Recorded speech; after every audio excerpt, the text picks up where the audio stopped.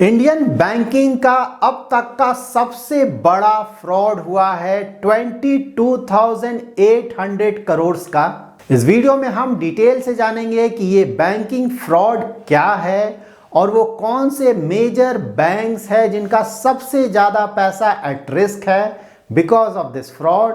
And of course हम ये भी जानेंगे कि major banks like ICICI bank and SBI bank के फाइनेंशियल्स और उनके स्टॉक्स पे इस फ्रॉड का क्या असर होगा।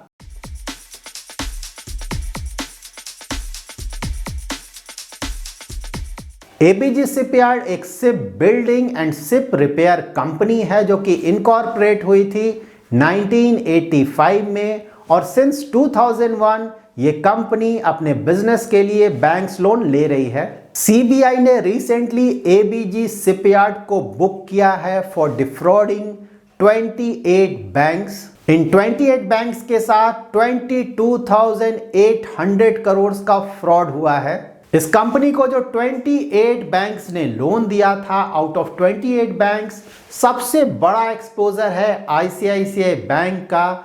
आईसीआईसीआई बैंक ने इस कंपनी को लोन दिया था अबाउट 7,000 करोड़।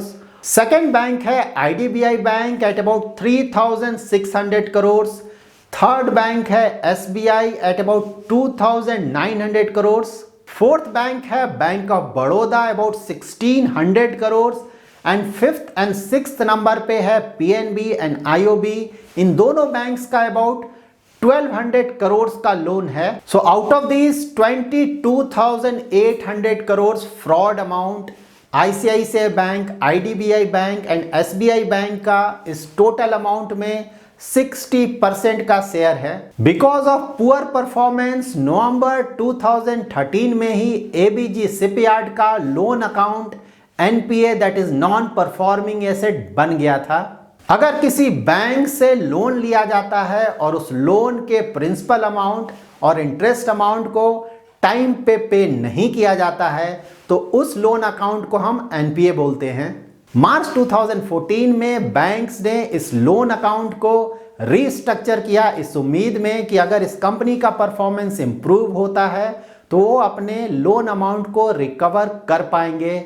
लेकिन उस समय इस इंडस्ट्री में बहुत बड़ा डाउन टर्न चल रहा था जिसके कारण इस कंपनी का परफॉर्मेंस बिल्कुल भी इंप्रूव नहीं हुआ। जब बैंक्स का रीस्ट्रक्चरिंग प्लान फेल हो गया तो उस समय बैंक्स ने जुलाई 2016 में इस लोन अकाउंट को एनपीए क्लासिफाई कर दिया और उसे बैक डेटेड किया इन नवंबर 2013 बिकॉज नवंबर 2013 में ही ये लोन अकाउंट एनपीए बन चुका था। इसके बाद अप्रैल 2018 में बैंक्स ने अर्न्स्ट एंड यंग को एबीजी शिपयार्ड के फॉरेंसिक ऑडिट के लिए अपॉइंट किया। जैन 2019 के अपने रिपोर्ट में ईएनवाई ने यह बताया है कि एबीजी शिपयार्ड ने 2012 से 2017 में अपने लोन अमाउंट को या तो अनरिलेटेड एसेट परचेज में यूज किया है या फिर अपने फॉरेन सब्सिडरीज में इन्वेस्ट किया है। ईएनवाई के रिपोर्ट आने के बाद एसबीआई ने सीबीआई को कंप्लेन किया, लेकिन उस समय सीबीआई ने एसबीआई को यह बोला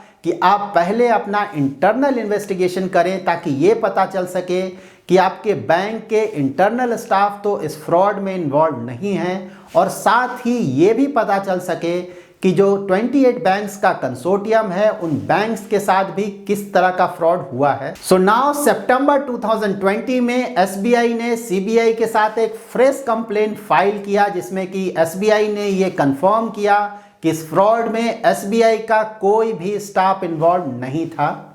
नौ सीबीआई ने जो कंप्लेन फाइल किया है उसमें जो प्राइम एक्यूज्ड हैं वो हैं ऋषि कमलेश अग्रवाल जो कि इस कंपनी के former chairman and managing director हैं, संथना मुथास्वामी जो कि इस कंपनी के एग्जीक्यूटिव डायरेक्टर हैं और साथ ही 3 और डायरेक्टर्स को भी एक्यूज्ड बनाया गया है और ये डायरेक्टर्स हैं सुशील कुमार अग्रवाल, अश्विनी कुमार एंड रवि बिमल।